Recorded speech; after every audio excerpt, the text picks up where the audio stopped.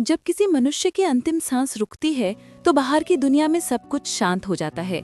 सांसें थम जाती हैं, धड़कन रुक जाती है, आंखें स्थिर हो जाती हैं। लेकिन भीतर जहां आत्मा रहती है वहां एक तूफान उठता है।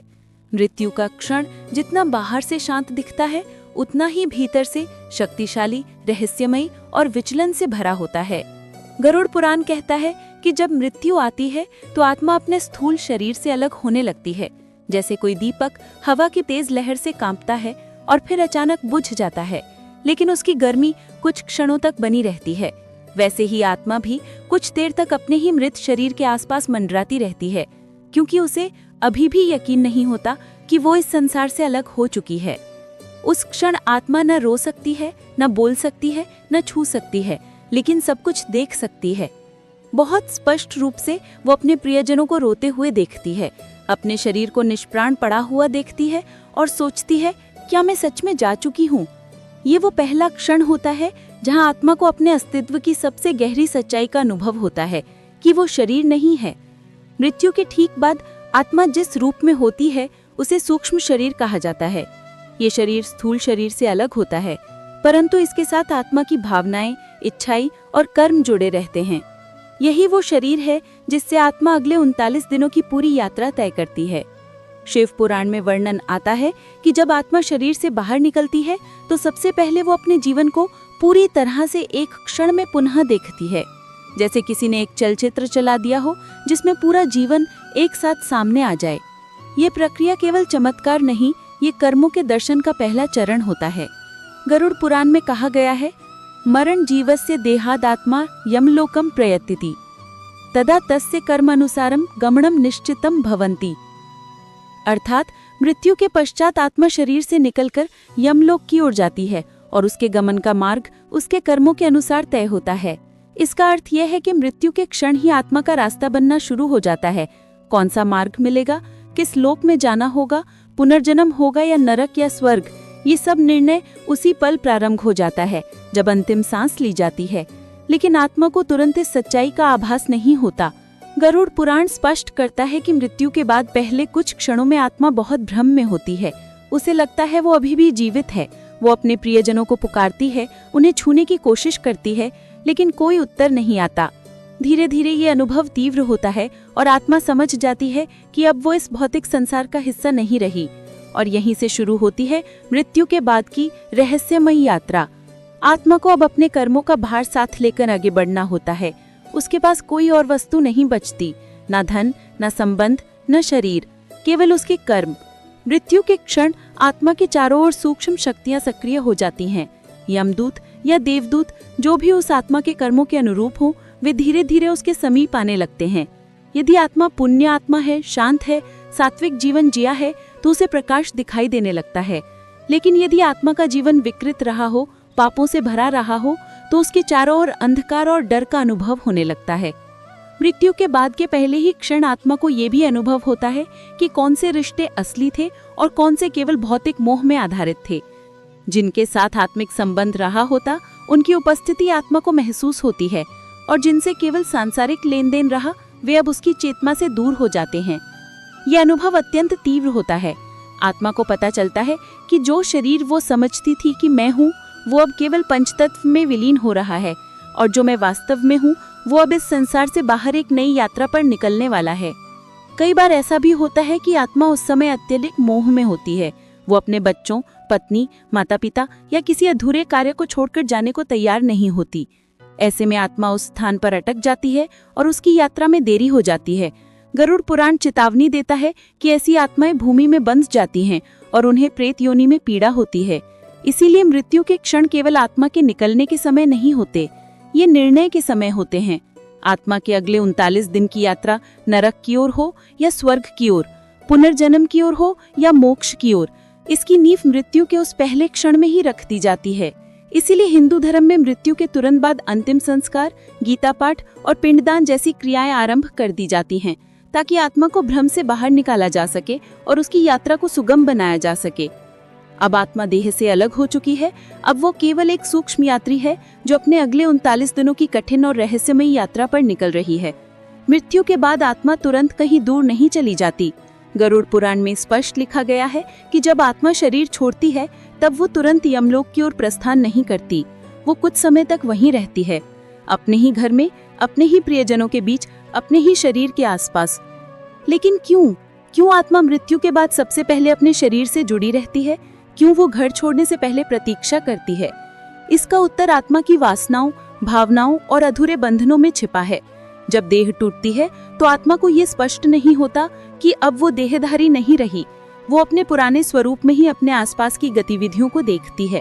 वो अपने रोते हुए बच्चों को देखती है, रिश्तेदारों की आवाजें सुनती है, अपने शरीर को सफेद चादर में लिपटा हुआ देखती है और भीतर से चिल्लाती है, मैं यहाँ हूँ, मैं अभी गई नहीं। लेकिन कोई सुन नहीं सकता। गरुड़ पुराण में वर्णन है, आत्मा पहले दिन अपने ही घर में रहती है क्योंकि उसका स्थूल संसार से मोह अब भी टूट नहीं पाया होता। उसका मन उस जीवन में अटका होता है जिसे वो अभी भी छोड़कर आई है। यही कारण है कि हिंदू परंपरा में मृत्यु उपरांत पहले दिन घर में दीपक जलाया जाता है, गंगा जल और तुलसी जल छिड़का जाता है और गीता का पाठ आरंभ किया जाता है, ताकि आत्मा को ये आभास हो कि अब वो एक नई अवस्था में है और उसे आगे बढ़ना होगा। शिव पुराण में एक श्लोक है, मरणात् पश्चात जीवात्मा स्थूलन देहान वयोगम प्राप्य स्वगृहे स्थस्य स्वजनानां व्यवहारम पश्यति परंतु स्वयं दृष्टिगोचर न भवन्ति। अर्थात मृत्यु के पश्चात आत्मा कुछ समय तक अपने ही घर में रहती है, अपने ही प्रियजनों को देखती है, उनके व्यवहार को समझती है, लेकिन स्वयं उन्हें दिखाई नहीं देती। ये स्थिति आत्मा के लिए अत्यंत भावुक होती है। कई बार आत्मा अपने प्रियजनों से कुछ कहना चाहती है, लेकिन अब शब्दों का माध्यम नहीं बचा। कभी वो किसी अधूरे कार्य के लिए व्याकुल होती है, मेरे लॉकर की चाबी वहां रखी है, या मेरी माँ को कहना कि मैं उन्हें बहुत प्यार करता हूँ, लेकिन अब ये बातें उसके पास ही रह जाती हैं। इसीलिए गरुड़ पुराण और विष्णु धर्म सूत्र में कहा गया है कि मृत आत्मा के प्रति शांत वातावरण, प्रार्थना और आशीर्वचन बनाए रखना चाहिए, क्योंकि आत्मा सब कुछ देख रही होती है और उस पहले दिन बहुत गहराई से अनुभव कर रही होती है। ये भी कहा गया है कि आत्मा पहले दिन ये समझने की कोशिश करती है कि अब उसका आगे क्या होगा। उसका सूक्ष्म शरीर, जो अब प्रकट रूप में नहीं है लेकिन उसकी चेतना से भरा हुआ है, वो ऊर्जा के रूप में घर में चारों ओर घूमता है। वो अपनी तस्वीरों को देखता है, वो उन वस्तुओं को देखता है जिनसे उसे प्रेम था, वो उन चेहरों को देखता है जिन्हें वो छोड़कर जा रही है। कुछ आत्माएं उस दिन बहुत रोती हैं, लेकिन उनकी रुलाई मौन होती है, और कुछ आत्माएं बस चुपचाप सब देखती हैं और भीतर से शून्य अनुभव करती हैं। इसीलिए मृत्यु के दिन घर के लोग अक्सर एक विचित्र ऊर्जा अनुभव करते हैं। कभी बत्ती अचानक जल बुझ जाती है, कभी किसी कमरे में अपने आप ठंडी हवा चलती है, कभी किसी को लगता है जैसे कोई पीछे से देख रहा है। ये आत्मा के अस्तित्व का सूक्ष्म स्पर्श होता है, और यही कारण है कि गरुड़ पुराण में कहा गया है, पहले दिन आत्मा को सम्मान देना, शांति देना और उसे प्रकाश की ओर मोड़ना अत्यावश्यक है। जब हम चुपचाप एक दीपक जलाते हैं और कहते हैं ओम शांति शांति शांति, तो आत्मा को लगता है कि वो अकेली नहीं है। जब हम गीता का श्लोक पढ़ते हैं, ना जायते मृतेवा कदाचित, तो आत्मा को एहसास होता है कि वो नष्ट नहीं हुई, वो केवल आगे बढ़ रही है। गरुड़ पुराण ये भी कहता है कि आत्मा यदि पहले दिन शांति से घर से विदा ना हो सके तो वो अगले दिनों में भी वहीं अटक सकती है और तब उसकी यात्रा में रुकावट आती है। इसीलिए पहले दिन आत्मा को समझाना पड़ता है मंत्रों से, प्रेम से, मौन से, कि अब तुम्हारा यहाँ कार्य पूर्ण हो गया है, तुम्हें आगे जाना है, हम तुम्हें रोकेंगे नहीं, बस तुम्हें प्रेम से विदा करेंगे। ये शब्द आत्मा नहीं सुनती लेकिन महसूस करती है, और जब वो ये अनुभव करती है कि उसके अपने उसे जाने दे रहे हैं तो वो धीरे धीरे स्वयं को अलग करने लगती है। यहीं से उसकी प्रथम यात्रा शुरू होती है। वो अब स्थूल संसार से सूक्ष्म पथ पर आगे बढ़ने लगती है, और तब आत्मा उस द्वार की ओर चल पड़ती है जहाँ से प्रारंभ होती है मृत्यु के बाद की दिव्य यात्रा की अगली कड़ी। तीसरे दिन कुछ बदल जाता है।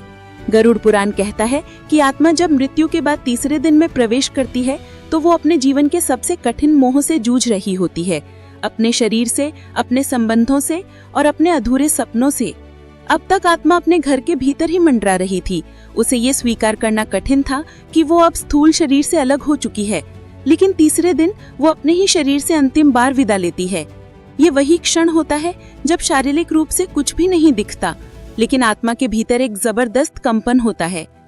उसने अपने शरीर को देखा, लोगों को देखा, क्रियाकर्म को होते देखा, लेकिन अब वो जानती है कि उसे यहाँ और रुकना नहीं है। अब वो एक गहरी बेचैनी से घिरने लगती है। वो जानती है कुछ है जो उसे आगे खींच रहा है, कोई शक्ति है जो उसे पुकार रही है, कोई द्वार जो धीरे धीरे खुल रहा है। शिव पुराण में इस अवस्था को मोहभंग की ज्वाला कहा गया है, जहाँ आत्मा का मन उसे पीछे खींचता है, लेकिन आत्मा का धर्म उसे आगे ले जाना चाहता है। तीसरे दिन आत्मा को पहली बार ये अनुभव होता है कि उसके पास अब समय नहीं है, उसके पास अब कोई विकल्प नहीं है सिवाय आगे बढ़ने के। इसीलिए हिंदू धर्म में तीसरे दिन विशेष रूप से शांति पाठ, ब्राह्मण भोजन और यज्ञों का आयोजन किया जाता है, ताकि आत्मा को गति दी जा सके, ताकि वो मोह में फंसे बिना अपने अगले चरण में प्रवेश कर सके। गरुड़ पुराण में लिखा है, तृतीय दिन आत्मा अपने शारीरिक और सांसारिक बंधनों को धीरे धीरे त्यागने लगती है और तभी उसे यमदूतों मार्ग को तय करने आती है। अगर आत्मा शांत है, सात्विक है, तो उसे ये शक्तियां भयभीत नहीं करती, बल्कि वो उन्हें दिव्य मार्गदर्शक के रूप में अनुभव करती है। लेकिन अगर आत्मा विक्षिप्त है, लोभी है या मोह से चिपकी हुई है, तो उसे इन शक्तियों से डर लगता है। वो भागना चाहती है, छिपना चाहती है, लेकिन अब कोई भौतिक स्थान शरण नहीं दे सकता। तीसरे दिन आत्मा को ये भी अनुभव होता है कि अब उसके पास केवल उसके कर्म है, न कोई शरीर, न कोई नाम, न कोई संबंध, केवल कर्म। और वही कर्म अब उसकी अगली यात्रा को निर्देशित करेंगे। यही वो दिन है जो उसकी यमलोक यात्रा की दहलीज है। फिर चौथे दिन आत्मा को यमलोक की दिशा में पहला मार्गदर्शन प्राप्त होता है। पिंडदान और शांति पाठ से उसे प्राप्त प्रेत देह उसका वाहन बनती है। ये देह उसे स्थायित्व, दिशा और ऊर्जा देती है। चौथे दिन आत्मा पहले प्रकाश की ओर खिंचती है और यमदूत दिखाई देने लगते हैं। ये मार्ग अकेला है जहाँ केवल कर्म और चेतना साथ चलते हैं। पांचवें दिन से लेकर 13वें दिन तक आत्मा धीरे धीरे यम मार्ग में प्रवेश करती है। गरुड़ पुराण कहता है कि प्रत्येक मार्ग कर्मों का दर्पण है। पहला मार्ग हिंसा के कर्मों का, दूसरा झूठ और मिथ्या का, तीसरा छल का, चौथा लोभ का, पांचवा काम का, छठा मद का, सातवां मत्सर का, आठवां अपमान का, और इसी प्रकार सभी 16 मार्ग आत्मा को उसके कर्मों का मूल्यांकन कराते हैं। यदि आत्मा ने जीवन में धर्म, करुणा और सत्य का पालन किया है तो यमदूत सौम्य, शांत और मार्गदर्शक रूप में दिखाई देते हैं। यदि अधर्म और पाप कर्म ज्यादा हैं तो यमदूत कठोर और भयभीत रूप में आते हैं। मृत्यु के बाद आत्मा की पहली परीक्षा यही होती है कि वो अपने कर्मों को स्वीकार करती है या नहीं। उसके बाद 16 मार्गों से होकर यमलोक में प्रवेश होता है। ये मार्ग केवल चेतना और कर्म का मार्ग है। हर पथ आत्मा को उसके किए कर्मों का दर्पण दिखाता है। यही वो दिव्य यात्रा है जो अंतिम मोक्ष या पुनर्जन्म के निर्णय तक ले जाती है। इस यात्रा में आत्मा को अपने कर्मों की पूरी समीक्षा और अनुभव होता है। जब आत्मा शांति, मोक्ष और धर्म की ओर अग्रसर होती है, तभी वो अपने यमलोक मार्ग को पूरी तरह अपनाती है। यही मृत्यु के बाद आत्मा की दिव्य, रहस्यमय और पवित्र यात्रा है। प्रस्तुत कथा भक्ति अनमोल विचार चैनल को सब्सक्राइब करें और कमेंट में लिखें हर हर महादेव, ओम नमो भगवते वासुदेवाय नमः, हर हर महादेव।